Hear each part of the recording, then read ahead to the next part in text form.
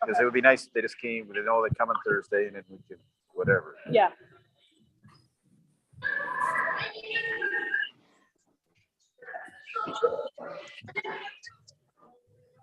Nice.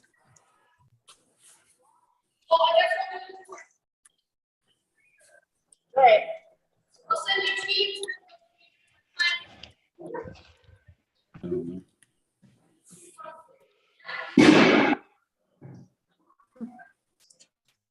Get them to do the ankle thing. Like, I did that outside, like when volleyball ended. Yeah. Where the noise is coming from.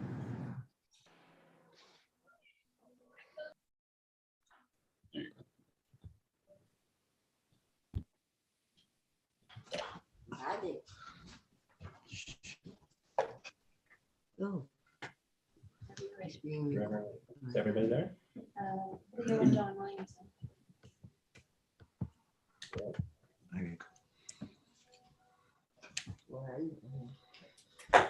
Okay, 6:30. I'd like to call the meeting to order. Kelly, if you could take the record of attendance, please.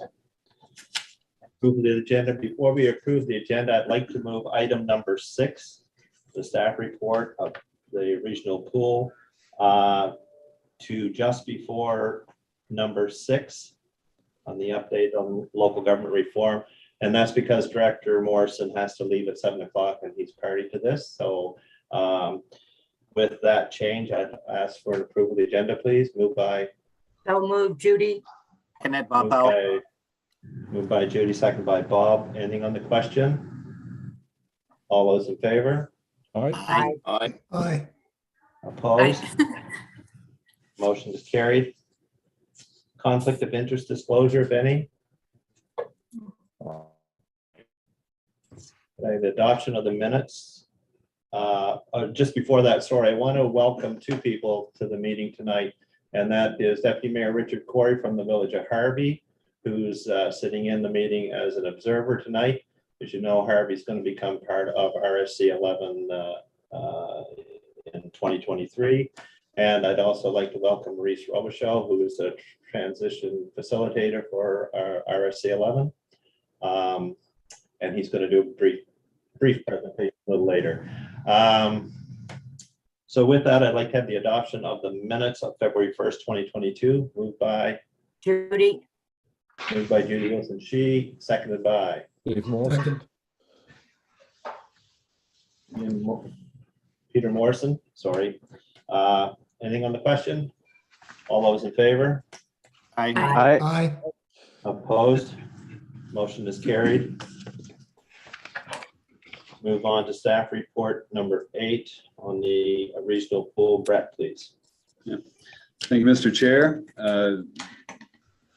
At issue is the moving forward with the Regional Aquatic Center that's been discussed for the last several years.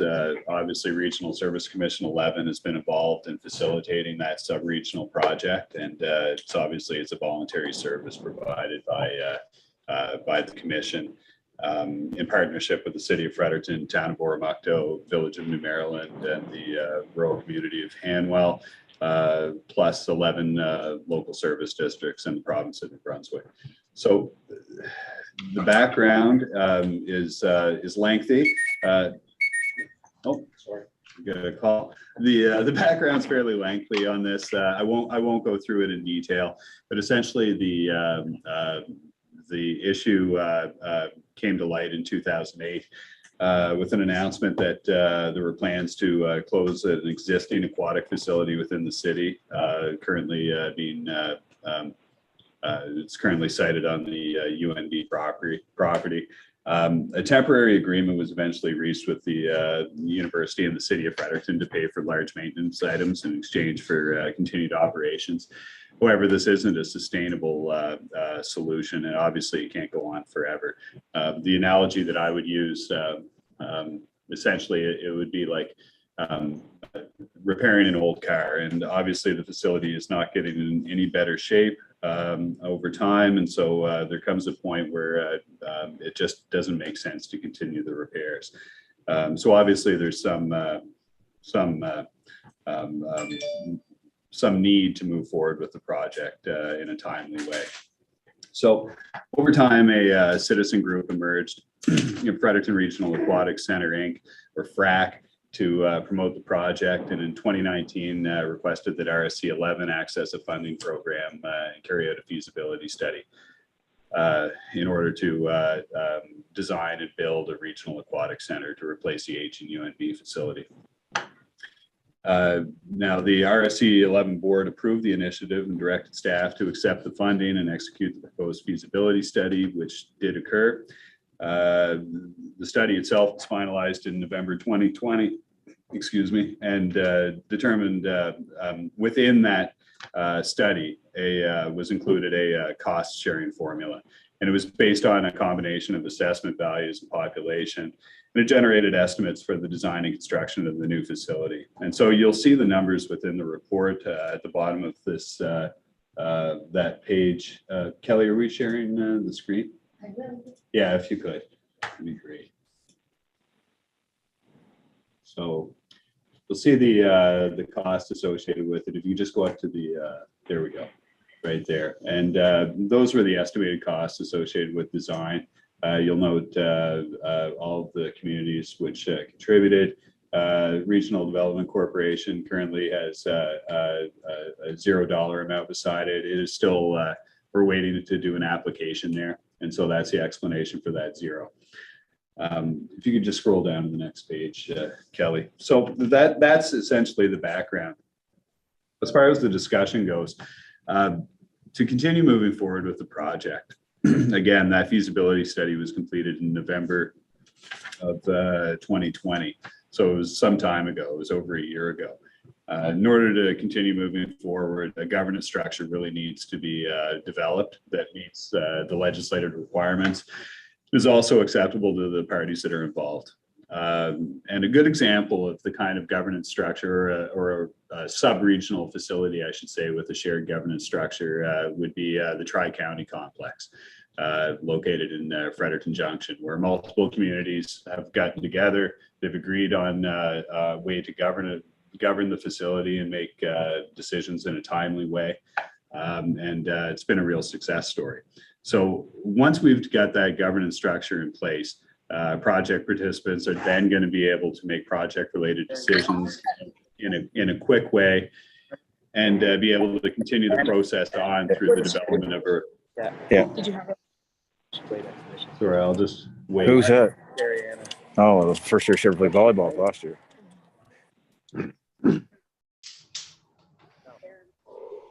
Could be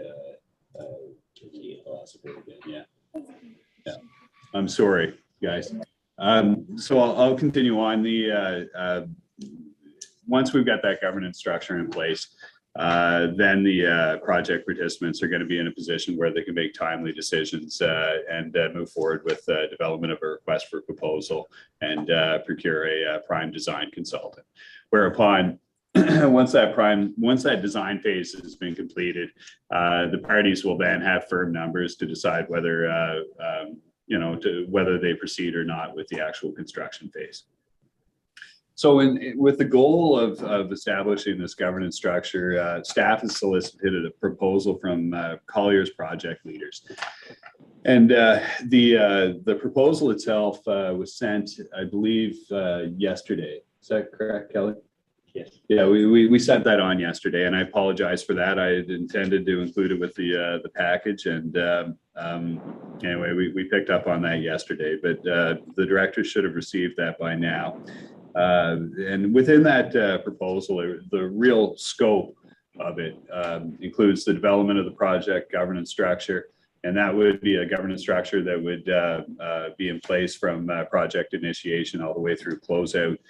Developing a request for proposal for the prime design consultant services, leading the procurement of the prime design consultant and the selection/evaluation process, and supporting contract negotiations and execution of that contract. So the proposal also includes presentations of the recommended governance structure to the mayors and councils of all of the participating communities. So that includes Fredericton, Town of Oromocto, Village of New Maryland, and the rural community of Hanwell, as well as a presentation to the province and the Regional Service Commission Board of Directors. Whereupon each municipality and community and RSC will have the opportunity to question and vote on the proposed structure. In the meantime, staff will work with potential funding partners like RDC and the province and the participating municipalities to find additional funding in the same amount equal to the proposal costs, which, by the way, are $50,250 tentatively plus tax. And in an effort to find funding to offset the total cost of the proposed this phase of the project, I should say. Now, one final twist, and of course we picked up on this today. Within the board package that all of the directors have, they've got there is a proposed motion, and it was we were looking at it today. And it was decided that the motion itself within the package was overly restrictive and may cause issues in the future should there be an incidental increase in the cost of the project. Say it went from 50,000 to 50 up to 51, for example. Kelly, could you just? Oh yeah, you've done it. You're ahead of me. So we've revised the motion in light of that input, and we appreciated it. The motion recommended by staff now is that the board of RSC11 authorize staff to engage Colliers Project Leaders Limited to perform the work described in the attached proposal. Document number is listed there in the report on your screen, subject to commitments from funding partners to cover any additional costs, or excuse me, any costs associated with this phase of the project. That is the recommendation from staff, Mr. Chair. Thank you, Brett. You've heard the report and you see the motion. What's your pleasure, please? Greg? Mr. Chair, it'd be my great pleasure to move the amended motion, or the new motion. I'd like to thank staff for catching this. It certainly does make a lot more sense to leave the precise amount out of the motion. And this also gives us the opportunity to make that application to RDC to see what level of funding our Regional Development Corporation is willing to contribute to this phase of the project, and keep this project rolling. It's been a long time, and the people from the pool have been into the city of Fredericton at least half a dozen times. So there's a really eager group of people in the community that want to get going on the fundraising and start whooping up the excitement for this project to populate it. So I know the city of Fredericton is eager to support this and move this along, and I'm happy to have a number of communities join us. I am curious too to hear Maurice's take on this. I realize this project is happening kind of inside the framework of cooperation as we formerly knew it. But we're about to embark on a new era of, mandates under local governance reform and so on and so forth. I'm curious what his thoughts on this project are. Yes, thank you, Mr. He can give you his thoughts. He can give you his thoughts in a moment when he's doing his presentation. I need a seconder for the motion. Seconded by. No, I have a question. Yeah, get a seconder first, Judy, and then a question. Okay. John, John Williamson on the phone. I'm recognizing Dave Morrison first, John. Okay, thanks. David, you seconded it? Yes, I did. Okay, moved by Greg, seconded by David Morrison. Now the question. Anything on the question, Judy? Okay, I've got a couple points to make. First of all, we had an invoice back in November 25th, 2021 for our share for 2021. We dated the check November 29th, 21, and as of February 28th, that check has not been cashed. So you might want to look into that, and also you'll have to invoice us for 2022 for the amount owing, and once we get the invoice, that we will make sure that we pay that. And is there going to be a steering committee?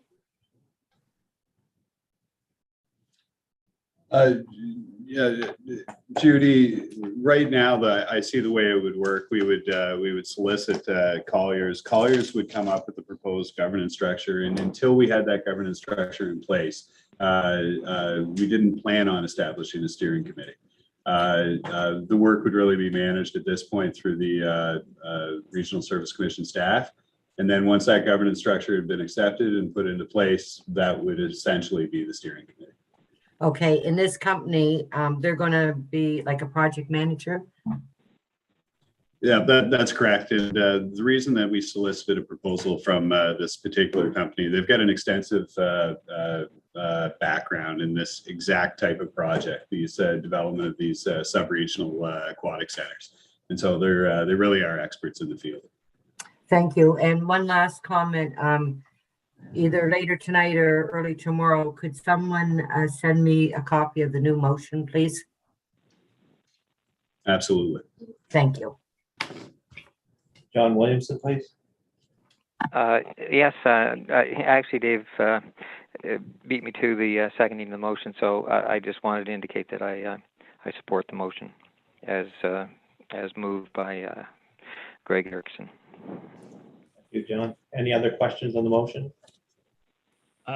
Peter Morrison, it's not a question, it's an observation. And maybe I'm being a stickler for detail, but in the proposal from Collier,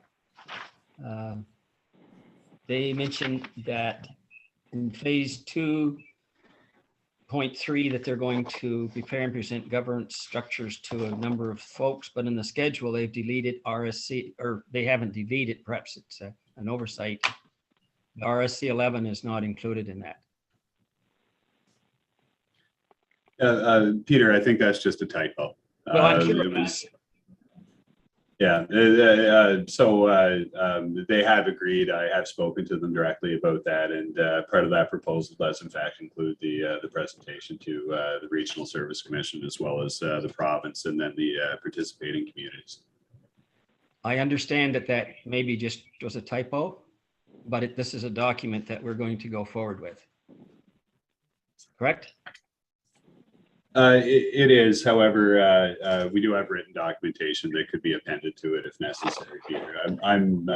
I guess the best I can say is that I'm confident that we've been very clear. I've been back and forth with them over the course of the last week, and so I think what you see there is just a mistake. But I can certainly have them correct it, and we'll still use the same document number once it's been corrected.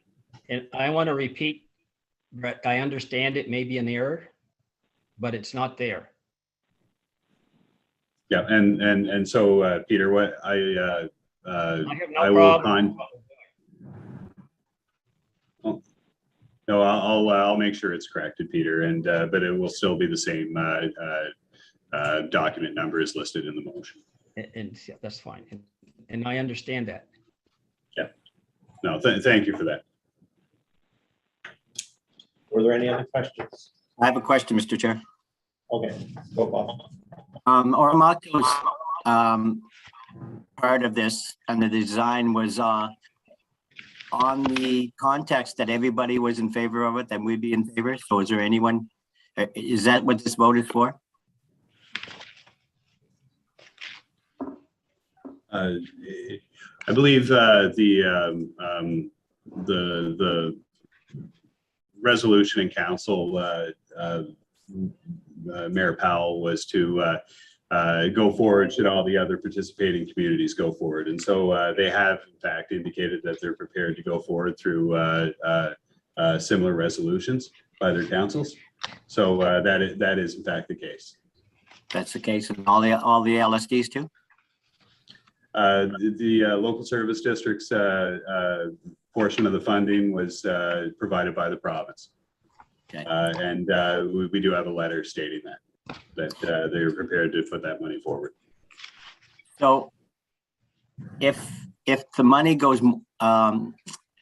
if the money we said we would give, and if it goes higher than that, we have to shore up the amount, but we're not sure how much that's going to go up. Is that my understandings? correctly here? No, Director Powell, it's the purpose of the motion is to allow staff to go forward with this governance development of a governance structure. And that really is outside of the design costs that the communities have put money forward for. And so that's why we've crafted the motion to be conditional or subject to funding of an equivalent amount to offset this additional cost. And so that's why why I have been in contact with RDC, for example, for offsetting or money to offset these additional costs. And we're also speaking to the province about it directly. But this is strictly to give us authorization to move forward with the proposal, subject to finding that additional funding. So the communities or the members of the board here aren't locked in if it's a whole lot more money than we expected, or are we locked in by voting this in? No, again, it is it's subject to finding that additional funding, and so that funding could come from organizations like RDC, could come from another branch of government, or it could potentially come. We could potentially solicit it in using that same cost allocation formula as was used in the feasibility study from the participating communities. And if that money isn't forthcoming, then we wouldn't go forward with the proposal that's listed in the motion. Okay. All right. Yeah. So there would be no risk. If we can't find the money, we won't go forward with it. Okay. Great. Thanks. Brett, I have a question. Yes, Dan. Are municipalities, some municipalities probably not involved? Or are they? Are they all on side with it, you know? No, not all communities are participating. So this is a sub-regional project. Yeah. And the only communities that have agreed to participate in the going forward with the design phase are the city of Fredericton, the village of New Maryland, town of Oromocto, and the rural community of Hanwell, as well as the province on behalf of some of the local service districts. Okay, I was just curious. Thank you. Well, So you heard the motion, you heard the question, and all those in favor? Aye. Aye. Opposed?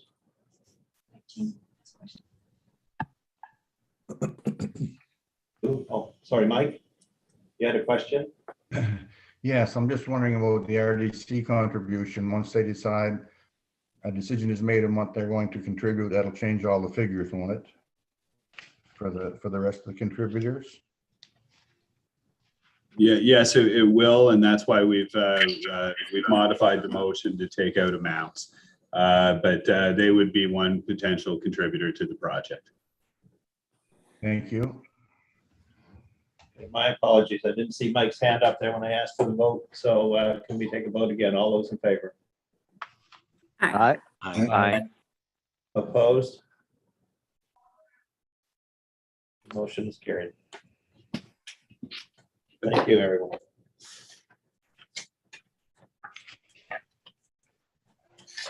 Right, well. I do this. Got a presentation here first. Yeah. So Kelly, could you share my presentation on the screen? So I thought before Mo speaks, it may be timely to give a brief recap of local government reform, and with a particular focus on what will become the Capital Region Service Commission and the impacts there.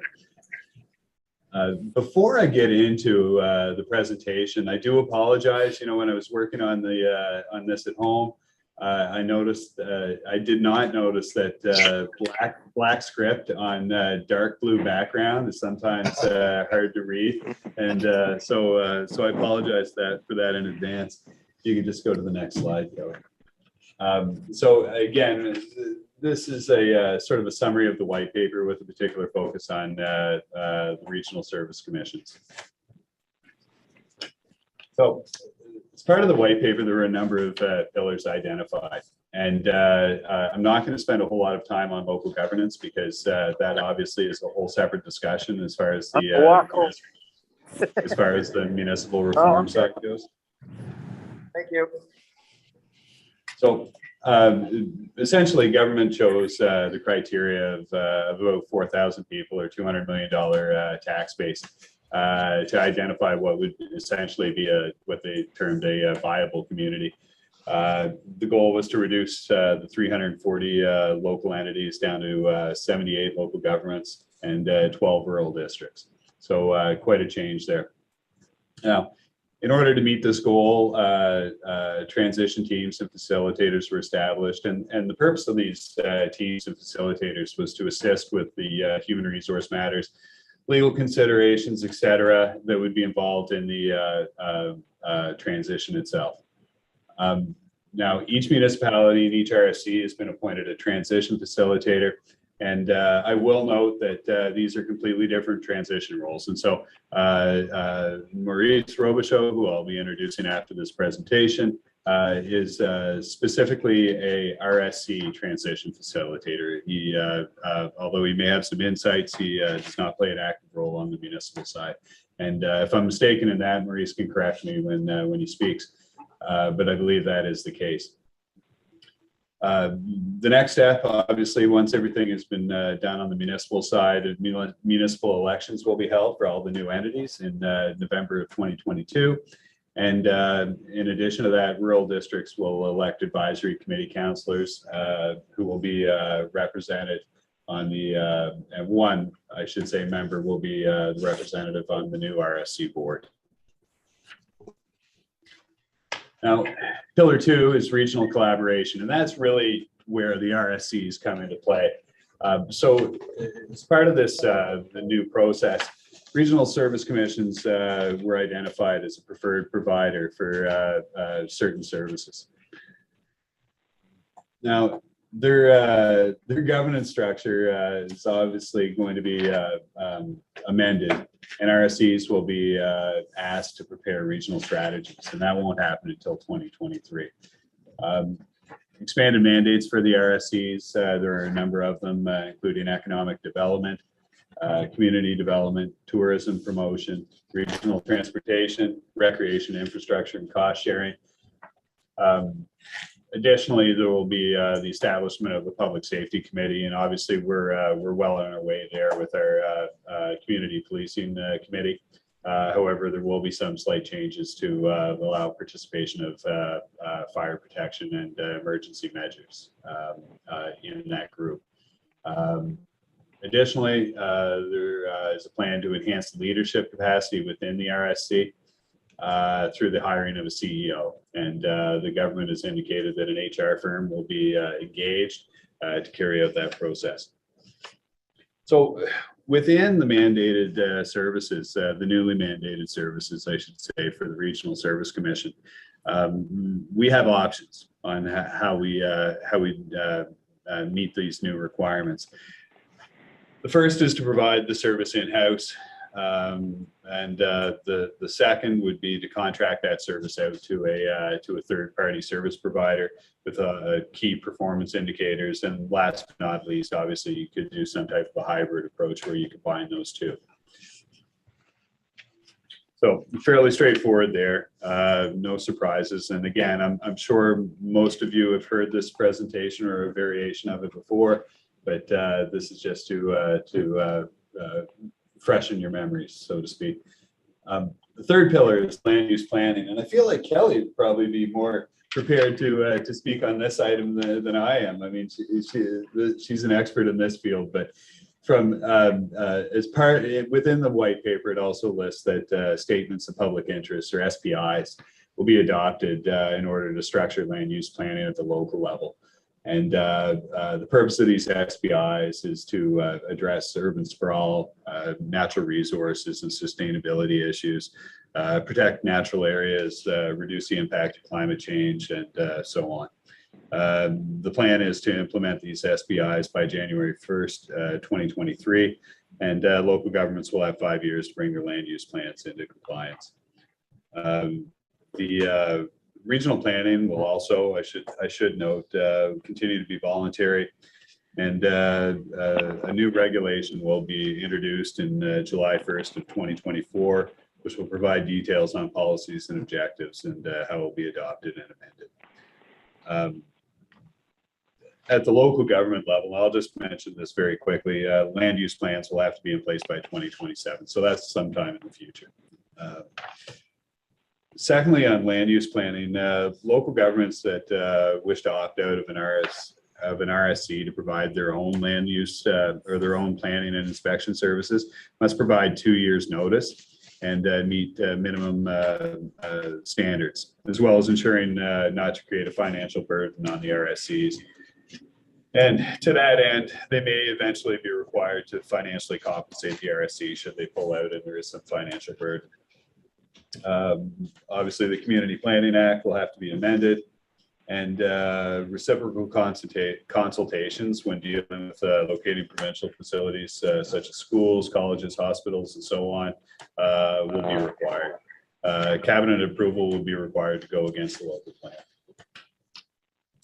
So pillar 4, and this might be top of mind to some of the member communities that are participating tonight, is the financing of local governance. And the white paper anticipates 2 phases. In the first phase, different tax rates between existing local service districts, and they'll remain during the mergers, annexations, or creations of these new local governments in order to reflect the services that are provided in each of those communities. However, there will be adjustments and they will be introduced in a phased manner. So secondly, the equalization grant will be maintained for local governments that need it. Roads will remain the responsibility of that's a big issue for many. But there will be in the second phase, which is in 2024, the plan is that the province will address in more detail how the new local government structure will be properly financed. So we really won't have an answer there until 2024. So the next slide really identifies the changing face of what will be the Capital Region Service Commission. Going forward, as of 2023, we'll have a representative who will be the mayor or an alternate from each new entity. There will be 13 of those. We'll have a councillor from the rural district, one there, for a total number of new board members of 14. And I should note that these are tentative numbers, and the boundaries are subject to change until June 30th of 2022.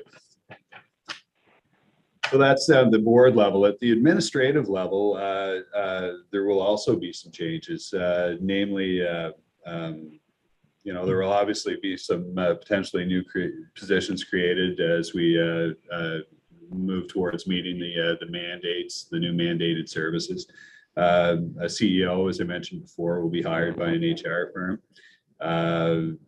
We've got a community integration of community development into the RSC, and no doubt there will be a position associated with that.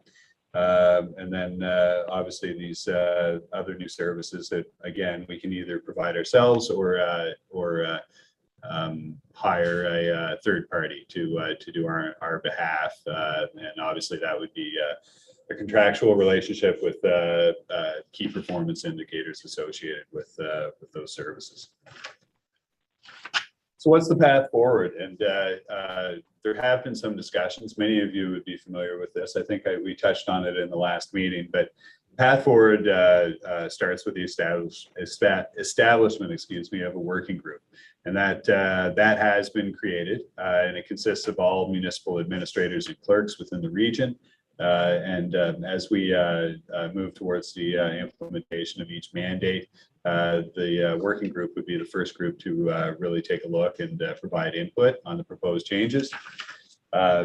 Secondly, we've established a transition advisory committee, And you'll see the members listed on the screen. I won't read through them all, but again, that was discussed in the last meeting. Items from the working group would flow up to the Transition Advisory Committee and then on to the board from there. And so I've got a chance here for questions. However, what I'll do, because we've already Maurice has been patiently waiting, and he graciously, he waited while we did our presentation on the pool. I think maybe the best thing to do would be to introduce Maurice now, allow him to speak, and then maybe we'll have an opportunity for questions following his presentation. So with that, welcome, Maurice, and glad to have you here tonight. Okay, well, thank you, Brett. Thanks for that introduction and for your presentation. Good evening, everyone. Maurice Robichaud, really pleased to be here this evening to speak to you a little bit about my role and how I'm hopeful that we're going to be able to work together and accomplish some big things over the course of the next 10 or 11 months. I've met some of you already, others I haven't. So for those that I haven't met, nice to finally see you and put faces to names. And for those I've met, nice to see you again as well. As Brett mentioned, I have responsibility for the integration of a variety of services in Regional Service Commission 11, and of course, as well, the Western Valley RSC number 12. As for my background, I've worked in government at various levels, the federal level, provincial level, on various occasions. A good part of my working life has been working in government.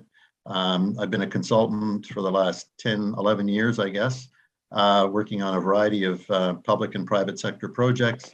And as well, I co-facilitated the local governance reform consultation process that was underway, led by the province over the course of the past year. My approach in this work is going to be the same approach I use in all the work that I do, and that's really trying to achieve a certain degree of consensus and collaboration and cooperation from everyone. I recognize that there's a lot of challenges implementing this municipal reform. But if it were that easy, it would have been done a long time ago. I guess that's why it's taken over 50 years for somebody to tackle what I think is much needed in the province, and that's a significant reform of our municipal governance structures. I believe that we are going to face some challenges. I'm sure many of you have already faced them in discussions with my colleague facilitators on the amalgamation side. But I believe that with challenges come opportunities, and I think that we're going to face challenges in the integration of these services within the RSCs, but I think we're also going to see some opportunities to be able to expand the offering of services that we have, the quality of those services, and I think in the end better serve the citizens and the communities which you folks are all elected to serve. I'm going to make just a few brief remarks, and then I'm prepared to take any questions that you may have.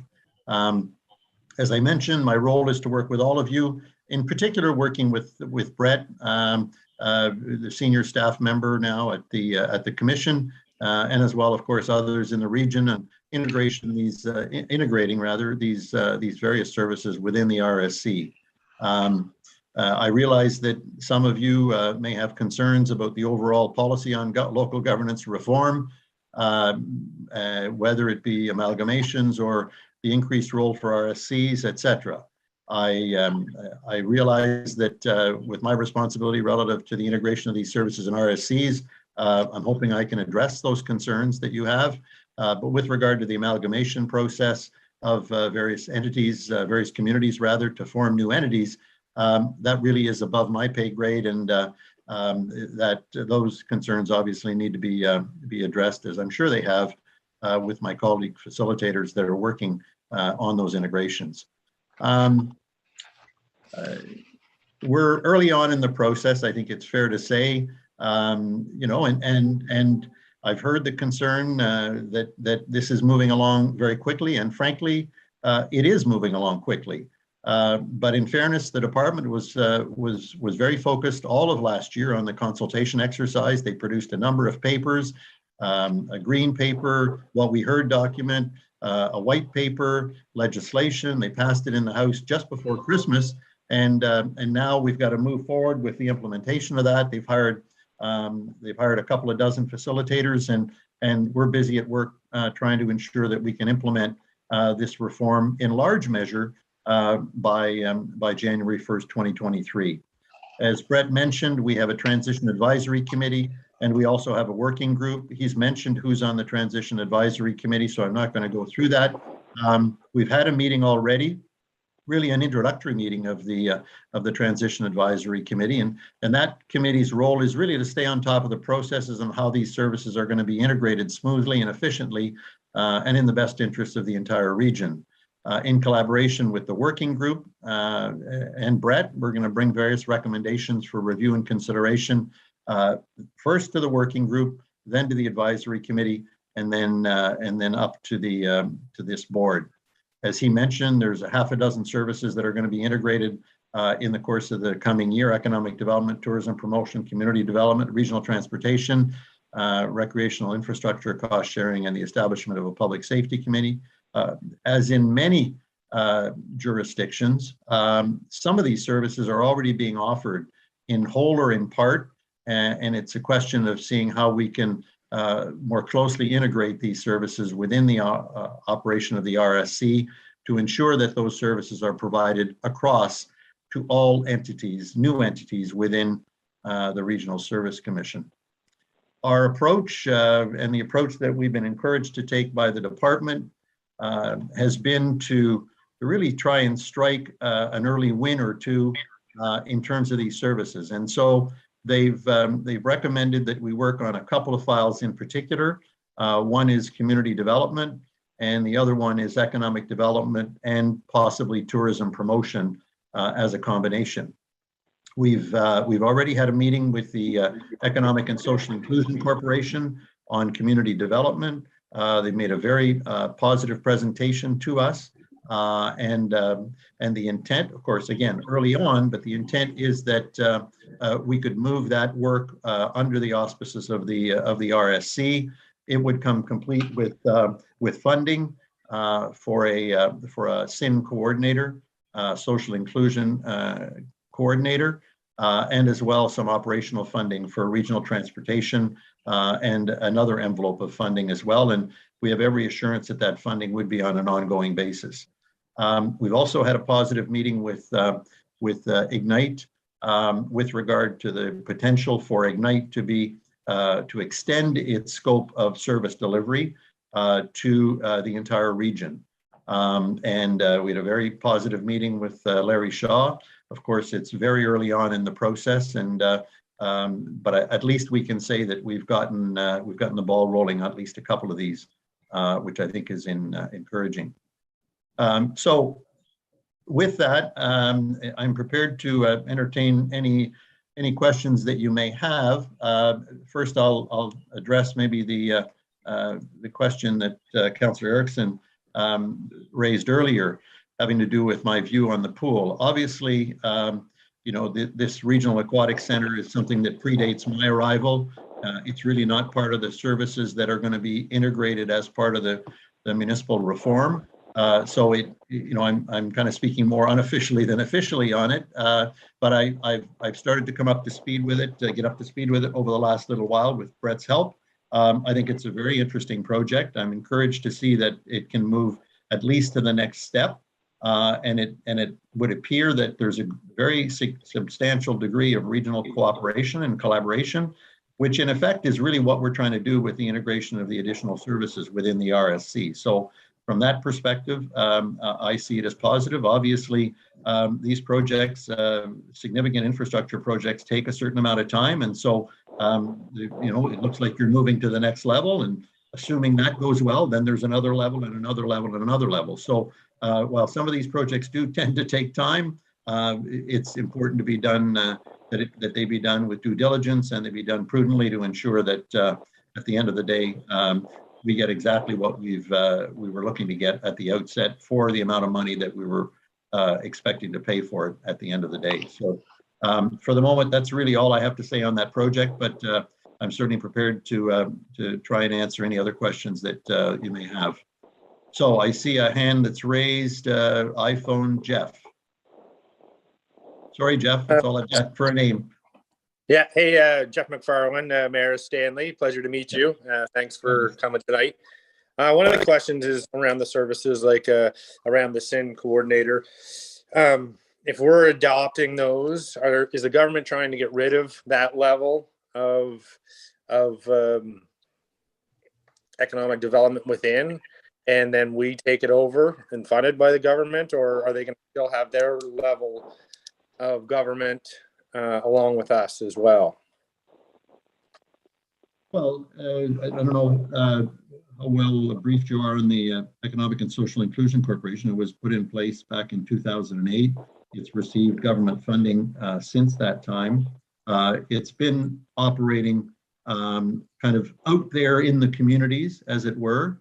I think government recognized that it would make a nice synergy if its work could be woven in, particularly given the nature of the work, that it's community development work, if it could be woven into the regional service commissions and then be administered at that level within the 12 RSCs in the province. I think what's also important is that the regional service commissions were put into place just a few years ago and effectively given a couple of responsibilities. And with this reform, the government's recognized that the regional service commissions are doing outstanding work. And I don't say that because I'm before a board of one of the RSCs. I say it because obviously it's recognized. And what's happening is the volume of services that are being asked to be delivered by the RSCs is increasing substantially. And I think that's a ringing endorsement of the work that the regional service commissions have done. Regional service commissions are a lot closer to the people than the government in Fredericton. And I think in some instances, they're in a very good position to be able to provide very good services throughout the region that they're serving. So I tend to look at it from that perspective, rather than something that's simply being pawned off on an RSC from the province. No, I'm not saying like pawned off, but like, would we now adopt it? So then the social inclusion network would no longer exist. It'd be existing within the RSC, or would the social inclusion network also have a board and funding and that aspect of things? It's just a clarification on we're creating another level or we're adopting them in, basically. Well, yeah, I mean, some of those details, I mean, those are good questions. Some of those details have still to be ironed out. We've received a very draft MOU from the Economic and Social Inclusion Corporation. And some of the questions that you're raising are being addressed in that. We obviously were a long way from finalizing any kind of arrangement. But I guess the best way to put it is to suggest that in a way it's going to give them a natural home within the RSC. They're a community-based program and offering for people who live in communities, and the RSC is the umbrella organization for communities in the 12 regions where RSCs exist. So it seems like a logical home for the SINs and the SIN coordinators to operate. Thank you. Okay, you're welcome. Okay, Mayor Wilson Shi.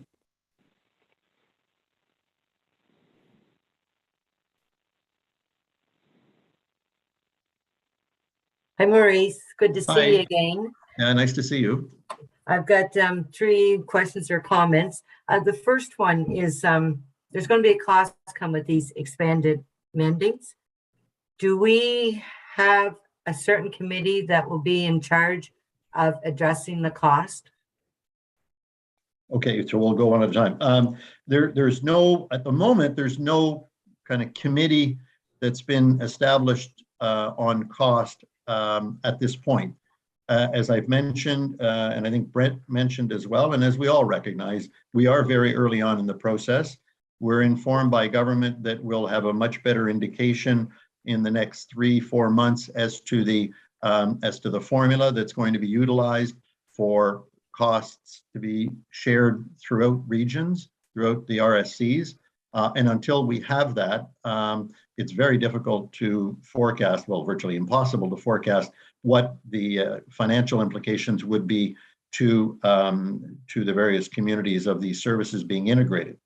That being said, you know, we see with the community development activity that it certainly the impression and the indication that we have thus far is that they're coming into the RSCs with a bucket of money to fund their operation. The establishment of a public safety committee, I don't know what costs could be really incurred there of any significant amount. It's really a committee to ensure that people are talking with one another and that there's good information sharing and communication and that we're avoiding overlap and duplication where we can. So there's another one of the 6 where I don't know that there's particularly any cost. Now, in the other ones, absolutely. In the other ones, there quite well could be a cost implication on regional transportation, for example. I should have pointed out if I didn't, that there is a possibility that that could come with community development. They do have an envelope for funding within the funding of the Economic and Social Inclusion Corporation for regional transportation. And so it could very well be that we can knock off that one by incorporating it as part of the community development work. So there is no committee yet, but certainly we will be working with the working group and the obviously Brett and I, and then with the working group and the advisory committee, and then of course with the board to share that information just as soon as we have it. Okay, thank you. My next question is for those communities, and I'm going to refer to New Maryland. We already have like our development officers in place, and we don't get our services from Regional Service Commission 11. So that won't change, will it? Well, your development officers, what type of development officers are we talking about? Economic development? They do all the development for the village for permits and building and inspections. Right. I don't believe that's changing. Brett, I think, Brett, correct me if I'm wrong, is that correct? That's correct, Mo. The information that we have at this time is that communities will still have the option to use their own planning and development officers. That's my current understanding, Judy. Okay, thank you. There may be elevated criteria where people will need to have certain certifications to carry out that work.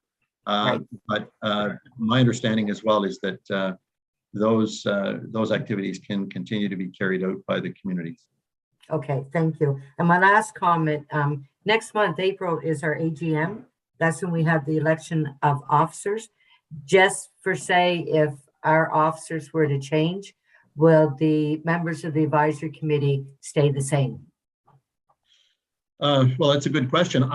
My sense would be that we should update the advisory committee with the new representatives of the board. But I can inquire as to what's being done elsewhere, because I'm certain we have other AGMs that are taking place in other regional service commissions. And of course, one of the things I think has not been explicitly stated very much, but I think we're trying to eliminate some of the patchwork and some of the precedents that exist throughout the province. And so, you know, I think there'd be an interest in trying to avoid a situation where you're doing one thing in one place and one thing in another. It's not to say that it needs to be a one shoe fits all, but you know, we can't have an exception every time we have a rule and every time we have a certain directive that comes down.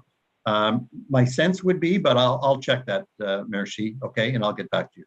And I'm just going to give my personal opinion right now. It would just be great if we kept the same people in there so that we don't have to start changing everything. And it is going to be a full year of learning, a lot of new material coming forward. So it would, to me, it would be very important to keep the same people there moving forward for the next year. But that's only my personal opinion.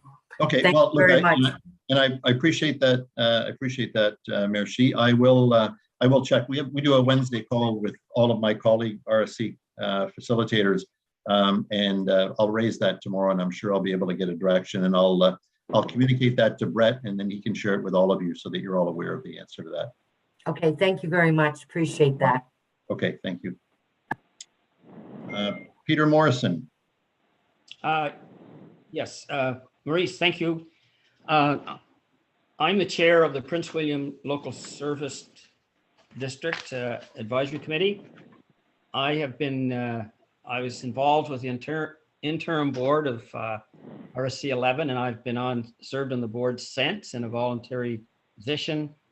I've served on the majority of the committees, and I'm giving you that background because when I look at the makeup of the Transition Advisory Committee, there is one, although the LSDs represent possibly plus minus 30% of the population, there's one member, that's Mr. Chamberlain, who I think is there by virtue of the fact that he is the current chair of the LSD. So my question is, with the population of the LSDs representing roughly 30%, why are there no LSD representatives on this advisory committee?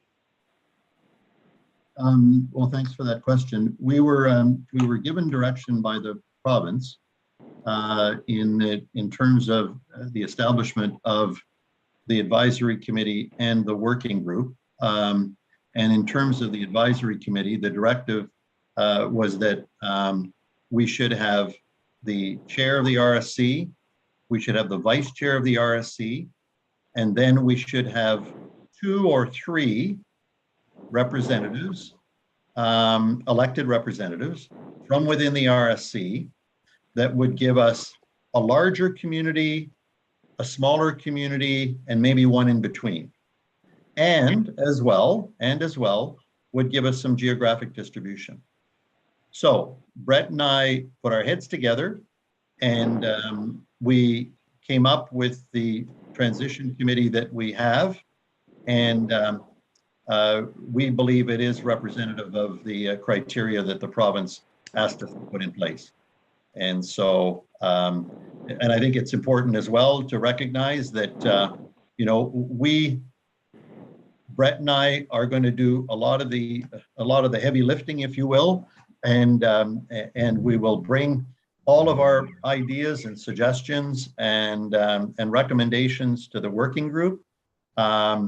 We'll do some brainstorming with the working group, which are predominantly administrative officials from all of the communities within the RSC. We will then take it to the advisory committee. The advisory committee can give us some feedback and suggestions and advice, and then we'll take all of that and we'll take it to the board. At the end of the day, the transition facilitators have been given the authority by the department and the minister to effectively decide what ends up going back to the department for an approval. However, as I've stated earlier, my approach is one where I'm hoping that we can achieve a certain degree of consensus and collaboration on working these matters out. And so I'm hopeful that we'll have plenty of opportunity for everyone around the table to express their view, express their feelings about things as we move them along, and that at the end of the day, people will have had an opportunity to have their say, and ultimately it'll get decided by the department and the minister in terms of how we move forward on the integration of these services. Thank you very much. And your comments on the working group, which includes all administrators and clerks in the region, further exasperates my comments about the local service districts not having any sort of proportional representation on these committees. I understand you did not decide who would make up the committees. The minister kind of issued some marching orders, but I still firmly believe that the local service districts could have been better, or not better, more represented on these advisory committees in the RSCs. Mm-hmm. Well, I mean, certainly, you know, I welcome your view and your observation, and I'm certainly hopeful that you'll be able to participate in at this level. I can assure you that absolutely nothing will be decided at the working group level, even at the advisory committee level, you know, before it comes before this committee. So for all intents and purposes, you're going to, the members of the RSC board are going to hear about everything that's relevant relative to the integration of these services within the RSC. So I can't see how people are going to be missing out on having input into the process of the integration of these services. I could understand for someone who wasn't sitting on any one of those committees, if they weren't on the working group, the advisory committee, or on the board. But we do have to have an operational structure that's in place that's going to be reasonable. We already have more people on our advisory committee than I suspect are in place in other RSCs advisory committees in the province at the present time. So to even consider making it even larger than it is, frankly, is going to be very, very difficult at this time. But I respect your point of view. Thank you. And thank you. John Williamson. Yes, If I could ask a question as a follow-up to the, I guess, concerns expressed of the, and I agree, lack of representation from the current unincorporated areas of the province, and certainly within our region. So I am chair of the LSD for New Maryland, and am equally concerned about the role and the input that we will have going forward. I think my specific question is, what role do you see the board playing in this process? What comes to the board, is it for information, comment, advice, critical assessment? The latter two, for sure. At the end of the day, the final decisions really are going to be made as to how we do this are going to end up being made within the Department of Environment and Local Government. That being said, there was a considerable amount of consultation and engagement that took place last year, and I'm sure all of you know that.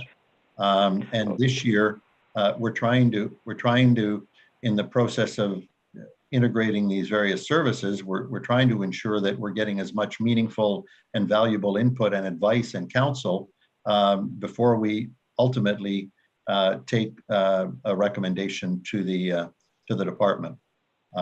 So that's the process. So am I understanding then that the advisory committee that's been constituted, the working group that's been constituted, will work with you and advise you, and then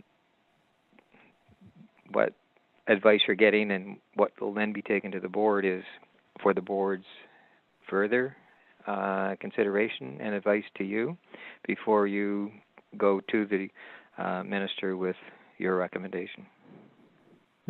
Yeah, that sounds about right to me. If you're asking me if the board is going to make decisions about how it's going to happen, it's going to provide recommendations that are then going to be considered. And as I mentioned, the facilitators have been given a certain degree of responsibility. And so, we'll have to exercise that degree of responsibility.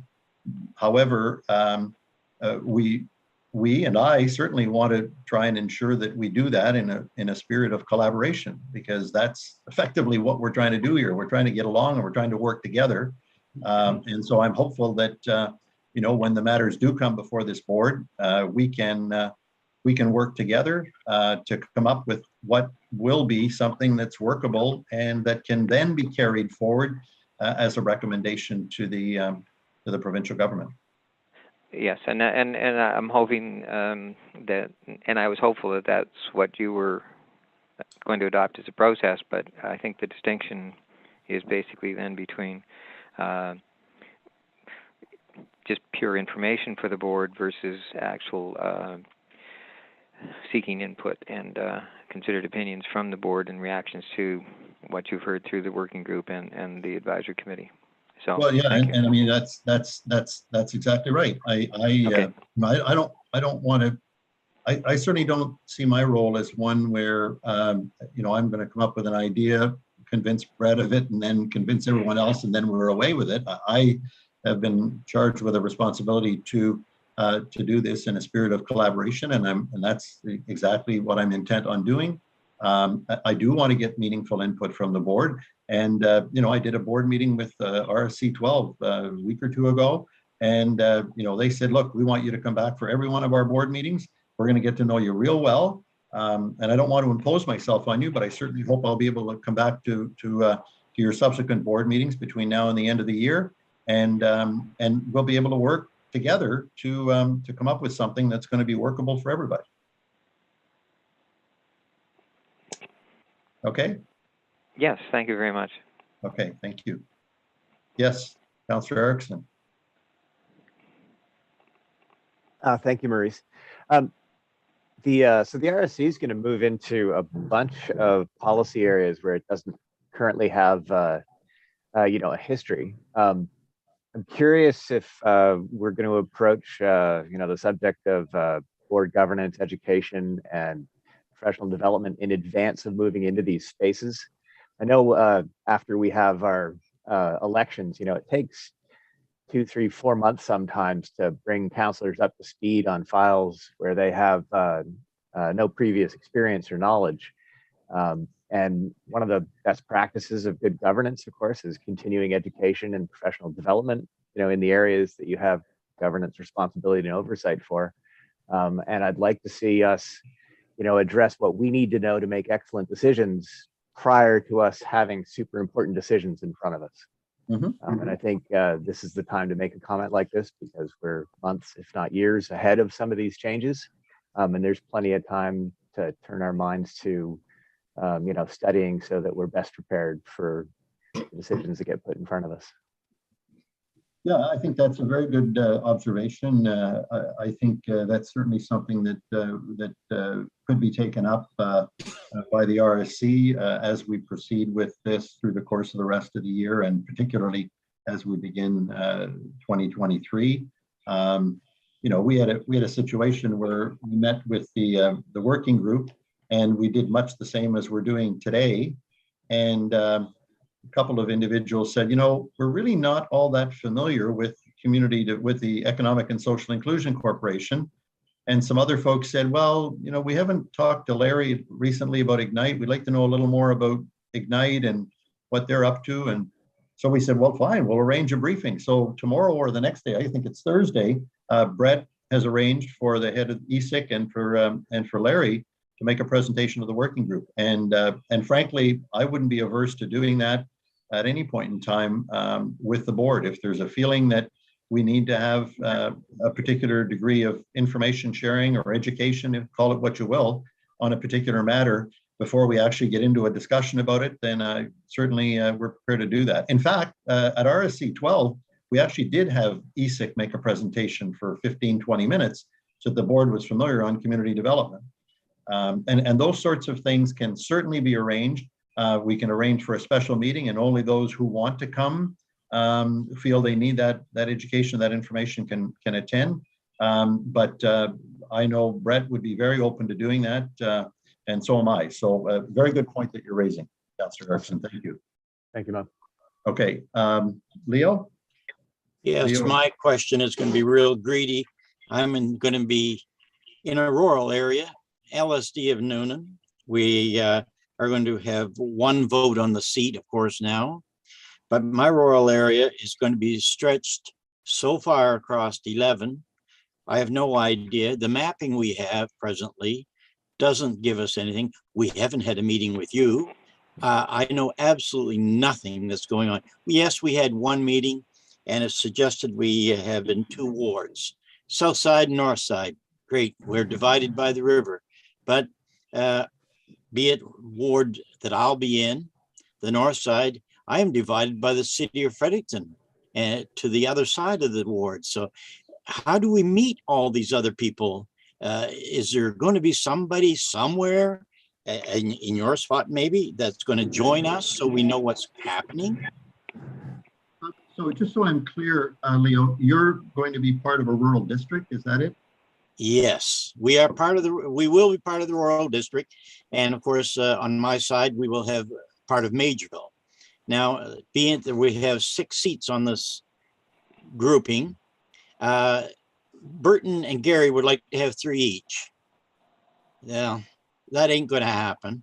So we've decided 4 votes on one side of the river and 2 on this side of the river.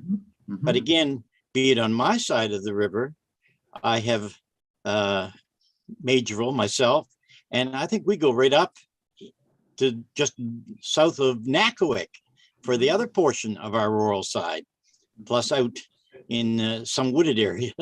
I don't know the population. I don't know any of the people. How do they expect us to get to communicate with each other? Yeah.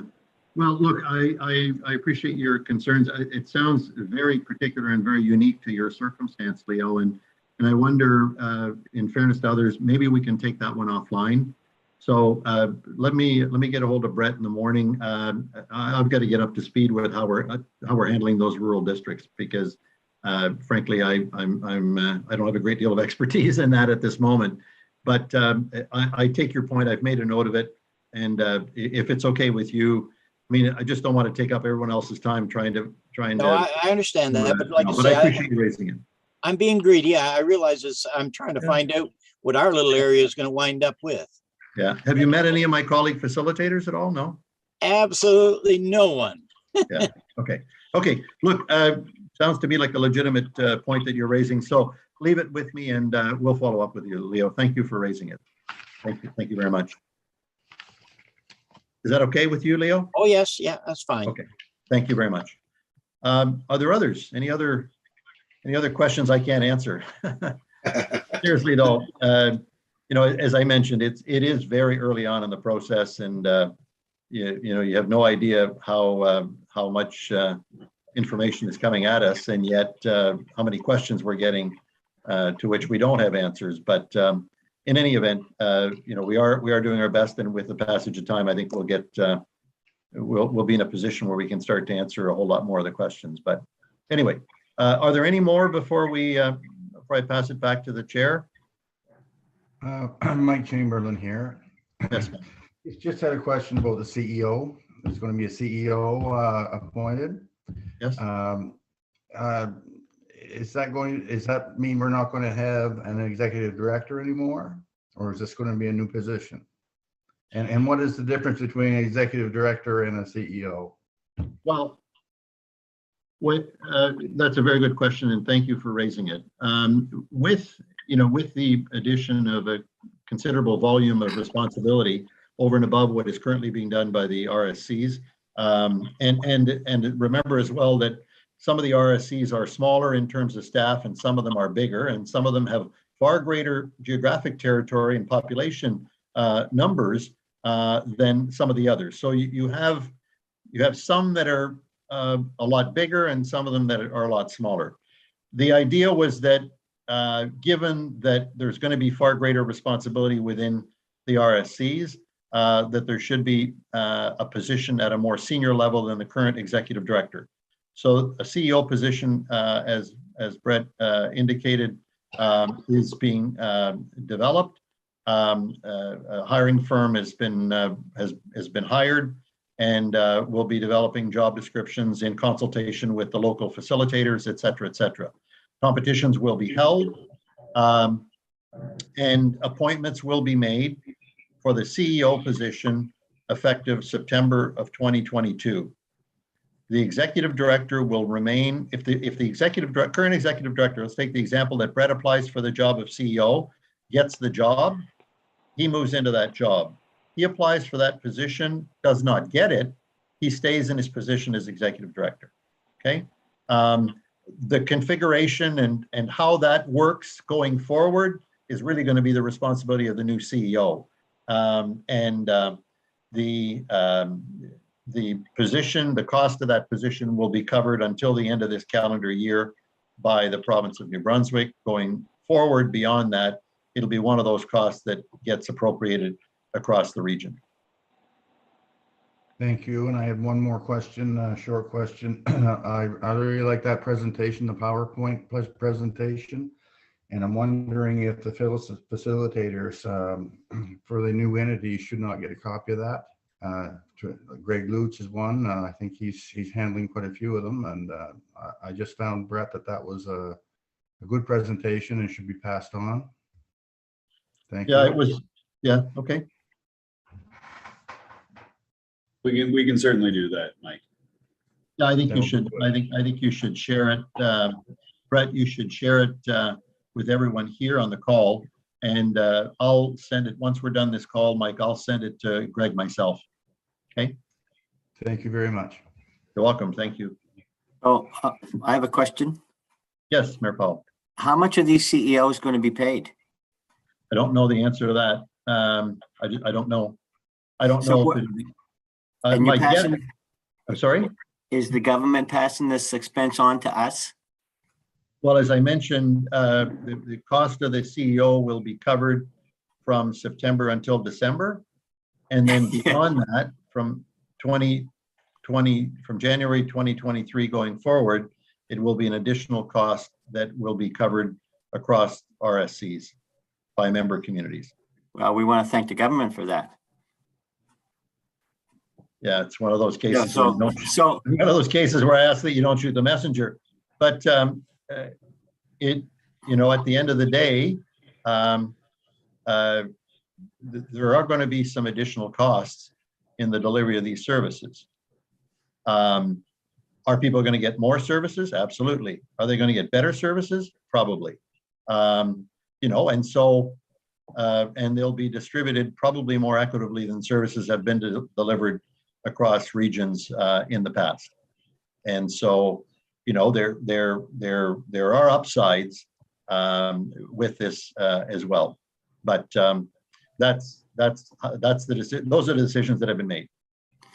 So the government now, we're taking over all these different things and doing so much here. Are they disposing some people from work, or are they still going to be working, or we're paying them to do what now if we're going to do it all? Well, yeah, I don't know that it's if you look at a public safety committee, I don't know that the question is relevant to that. I don't know that it's relevant to community development, because those are not functions that are currently being carried out within government, and that government is transferring to RSCs, and then do we keep the people in government or we don't? It's an entity that's it's a corporation that's out there funded by government that's going to bring its funding into the RSCs. That's likely going to carry with it community development and regional transportation. In some of the other instances with economic development, for example, there are some additional government dollars, as we probably all know, that are going into Ignite, but there likely will be some costs implications of that being spread across the region as well. But what those implications are in terms of dollars, hard to say at this point because we haven't seen the formula. So I think it is a little early to start saying, my gosh, they're going to, it's going to raise our taxes by this, that, and the other thing. Is there going to be a financial implication? No, but seriously though, is there going to be a financial implication? I'm not denying there is, but I'm saying it's a little bit early to suggest that it's going to be catastrophic when in fact we really don't know. And in fact, 3 of the services that are being transferred effectively don't have any financial implications on communities within the RSC. So again, it's not like we're taking 6 services that are in a department, the government's going to keep the people in those positions, and we're going to offload all those responsibilities onto the RSC. I mean, that's, we can look at it radically that way, but that frankly is a bit of a distorted picture, because that is not the circumstance that we're in. Yeah, but we have to look at every angle, right?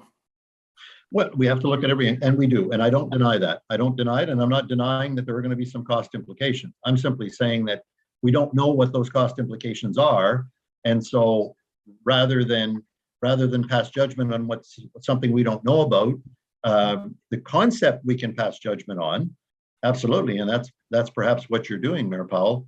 I'm not judging anybody yet. I'm just precautions, that's all. I mean, I got to look at all these angles and. Yeah. I understand. And if I were in your shoes, I'd probably be looking at it the same way. You would be. I would be, for sure. Thank you. Okay, Peter Morrison. Just, if I may, Maurice, just to follow up Mayor Powell's question, are we saying that each regional RSC will have a CEO, or are we looking at one CEO that all of the executive directors from the regional service commissions report into? There'll be one CEO in each of the regional service commissions. So then there will be executive directors of all of these other things like community development, economic development, whatever. Well, in the case of community development, ultimately the organizational structure of the regional service commissions, when they come into full force, if you will, January 1st, 2023, the organizational structure of the RSCs will be the responsibility ultimately of the CEO. The CEO can reorganize the human resources within the RSC in whatever way he or she feels is appropriate to carry out the functions that the RSC now has under its purview. And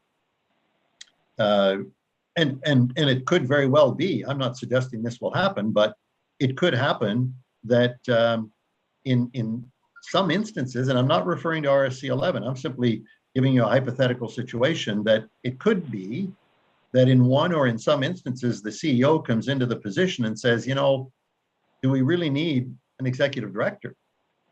Do we really need an executive director and a CEO? You've got some regional service commissions that have very, very few people that are running the regional service commission at this time.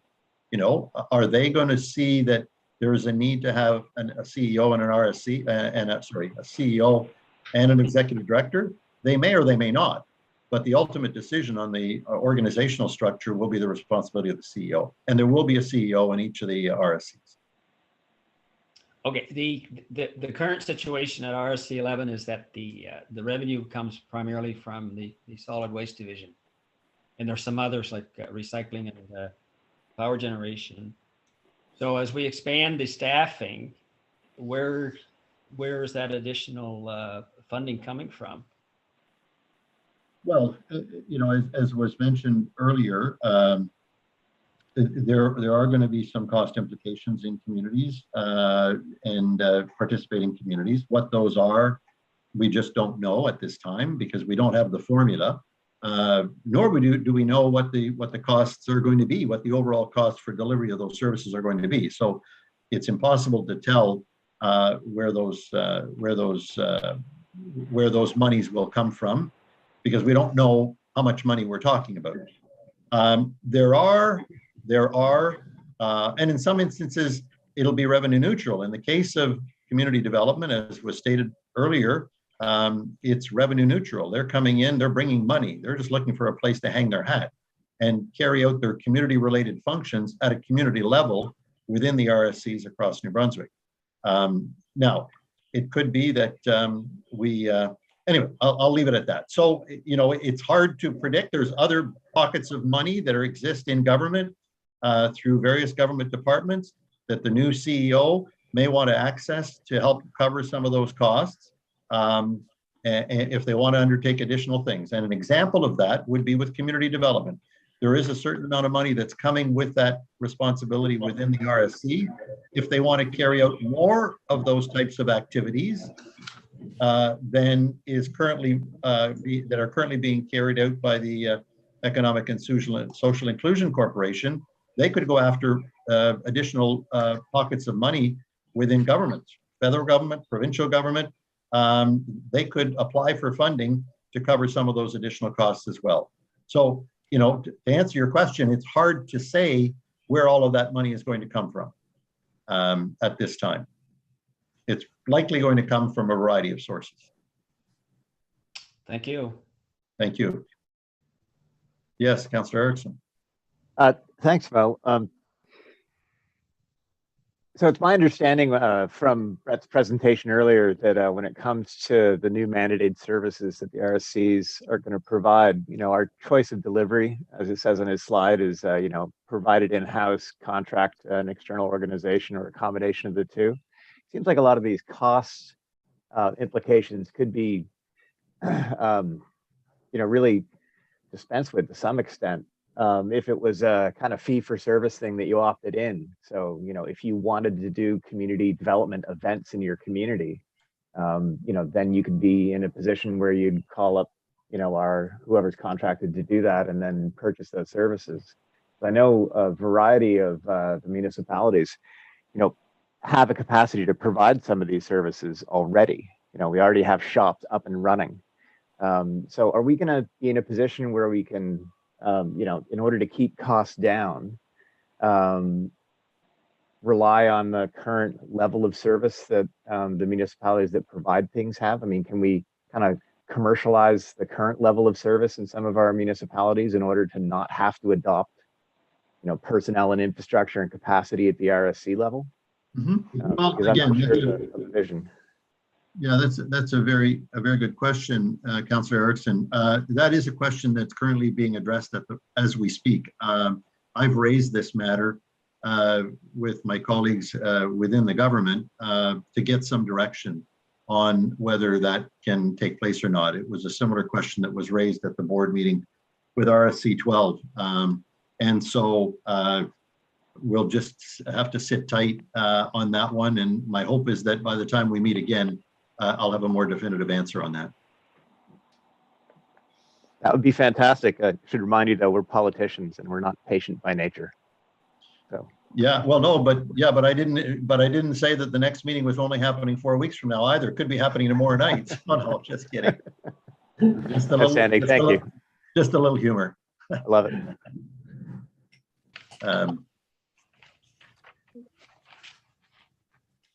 Okay, anyone else have any questions that they'd like to ask? Anyway, I apologize that for some of the questions I haven't been able to answer them. It is still premature, but on some of these matters, we just don't have the direction that we need to provide the level of specificity that you're looking for. I very much understand that there are a lot of questions out there, and we really have to sharpen up and provide some of these answers. So we will follow up on these, the ones that we're not able to answer, and we'll try and get back to you just as quickly as we can on some of the ones that obviously are of greatest concern. And Leo, we will follow up and get back to you on that. Okay. Okay. So with that, thank you very, very much, everyone, for all your thoughtful questions and your thoughtful observations. I really appreciate it. And I hope I get an invite back for your next meeting when it takes place. I'll hand it back to the chair. Thank you. Thank you, Maurice. That was a good presentation and lots of good questions and answers. And you certainly will get invited back to the next meeting and the meeting after that. I'm sure that everyone would like to see at those meetings.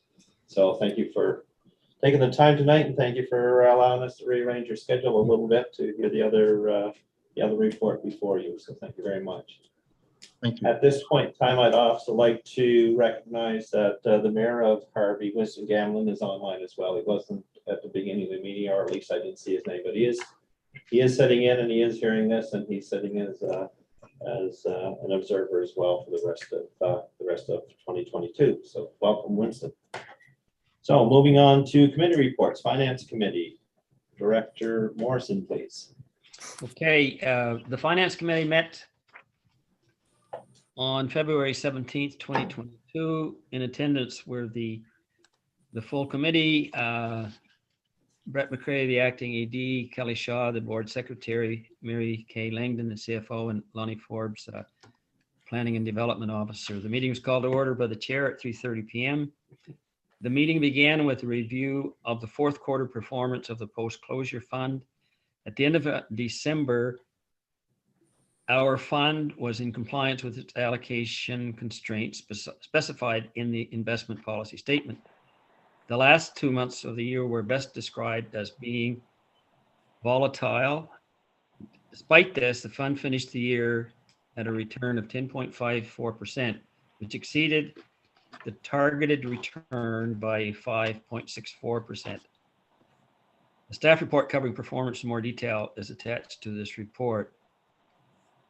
Our investment advisor, Mr. Spares, then discussed market expectations. Short-term volatility is here to stay for a bit. There are many factors contributing to the volatility, such as inflation, geographical concerns with Russia and Ukraine, and supply chain issues. In the long term, the fund has been giving a return, and there are no recommended changes to the asset mix at this time. Following that, Ms. Langdon reviewed the fourth quarter financial results for the commission, which are attached to this report. She highlighted the following for 2021. Tonnage for the year was more than it has been in 10 years since the, with the exception of the 2018 flood. More revenues than expected from recycling due to higher market prices, particularly for corrugated cardboard. Revenues for power generation were also the highest that have been since 2012. That means since the board was formed. Mr. McRae then presented the attached staff report recommending a tender be rewarded to replace a bulldozer and for a tender on garbage conveyor maintenance work be retendered at a later date. The committee agreed to make that recommendation to the board. There being no further business, the meeting was adjourned at 4:07 p.m. I'm going to go the very first motion. It's not motion one. It's because of it's a motion from the financial report. I move that the board receive the report of the finance committee dated March 1st, 2022. Second it, Judy. Moved by Director Morrison, second by Director Wilson-Shee. Anything on the question? All those in favor? Aye. Aye. Opposed? I think the motion's carried. Motion number one. Peter. Okay, motion one, that tender 01-2022-dozer-01122-022 be awarded to SMS Equipment Limited for one new 2022 Komatsu D65WX-18 as described in the tender, $291,000 plus tax. You heard the motion. Do I have a seconder, please? I'll second it, Dave. Seconded by David Duplessis. Anything on the question? All those in favor? Aye. Aye. Opposed? Motion is carried. Motion two, please. That the acting executive director and or chair be authorized to issue and sell to the New Brunswick Municipal Finance Corporation a Regional Service Commission 11 debenture in the principal amount of $475,000 on such terms and conditions as are recommended by the New Brunswick Municipal Financial Corporation. And I should say Finance Corporation, and be it resolved that Region Service Commission 11 agree to issue post-dated checks payable to the New Brunswick Municipal Finance Corporation as and when they're requested. The term of financing will Heard be the motion. Do I have a seconder, please? Second, Judy. Moved by Director Morrison, seconded by Director Wilson-Shee. Anything on the question? All those in favor? Aye. Aye. Opposed? Motion's carried. Thank you, Peter. Aye. This report was respectively submitted by myself. Thank you. Okay. Community policing report, Director Wilson-Shee, please. Thank you, Mr. Chair. The committee met on January 31st, 2022, with 5 board members and 2 staff members present. The meeting was called to order at 9:30 a.m. The meeting began with the discussion on the advisory reform meeting of January 27th, 2022. The highlight of that meeting was a presentation by Crime Stoppers, which is attached, on how the process works and the degree of anonymity that is guaranteed through this charitable organization. And I think most members who sat in on that meeting would agree that Paul did an excellent presentation for us. Yeah. Also from the advisory forum, Dan Goodwin from the Department of Public Safety announced that the Provincial Crime Reduction Unit has an active dashboard now on the GNB website showing on the work this unit has done. The Department of Public Safety is also working on a dashboard with Statistics Canada, which will include data from the last 5 years from municipal forces and the RCMP. It was previously discussed that the advisory forum would be having their annual priority setting session with the RCMP sometime in February. This session has been postponed until mid-March. The ED will be arranging a presentation to the committee from the Department of Public Safety on how costs are calculated. There being no further business, the meeting adjourned at 9:49 a.m. I move that the board receive the report of the Community Policing Committee dated March 1st, 2022. Heard the motion. Do I have a seconder, please? Seconded by John Williamson. Anything on the question? I have a question, Mr. Chair. I'm curious, and I haven't attended any of the community policing committees, but there wasn't a lot of information about community policing as a type of policing, you know, and in terms of preventative and public education pieces that were conducted by the RCMP in order to, you know, reduce crime before it happens. It all looked to me like a kind of after the fact crime statistical analysis, you know, so more of the work that you do after, you know, someone speeds or someone breaks into your, you know, a car or shed or whatever. But I'm curious where the preventative piece fits into what the RCMP do for policing of the communities in our region. Well, actually, Councillor Eric, when we have our committee meeting and anyone from around the board can come to those meetings, we have quite a dialogue with the RCMP, and the sergeant is always there. And at the end, we always have a roundtable discussion. And I must say this, the first night that he joined us, a lot of us asked questions. And I know I asked, I think 3 questions, and he asked me to send him the email after the meeting. I did. The next day I had an answer. So we're building up that trust with communication. And I must say, we've come a long ways in the past 6 months. And we do now, we have a contact. If I have a concern with my village, I just have to send him off an email and he looks right after it. I know he's been quite active in Oromocto too, because they've had some concerns and they're really addressing them.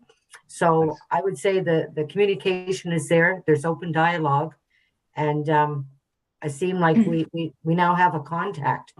And before I know my CEO, she sent an email out and never got a response, you know. So, but now we have that contact. We do have his cell number, and he's there. He's there for us. And he says that his motto is we all have to work together. We're all in this together. And also, he let us know that the role of the RCMP, it's not for us to jump in and to tell them to do something. That's not our role as municipal leaders. And, you know, you hear it in the news and everything, but they have a mandate and they follow their mandate, but they are there to work with us in an open communication. And their philosophy is if we all work together, then we can get to the bottom of it. But like, if there's a problem going on in my community and I just do nothing about it, well, I can't expect the RCMP to help us out. Like, it is a two-way communication street, and we do have to let them know what's going on. So you might benefit from those meetings, because I know the board members, we really have a good discussion at the round table. Thank you for the invitation. Yeah, absolutely. That's wonderful. Thank you. Okay, anything else on the question? All those in favor? Aye. Aye. Aye. Opposed? Motion is carried. That being the end of business, and I have a motion to adjourn, please. Judy, So moved. Melissa Shea, second by Second. Stephen Sharp. Meeting is adjourned at 8:10. Thank you, everybody. Okay. Good Thank meeting. you. Thank you. Thank you for the Warm. opportunity to sit in. Really appreciate it. Thank you.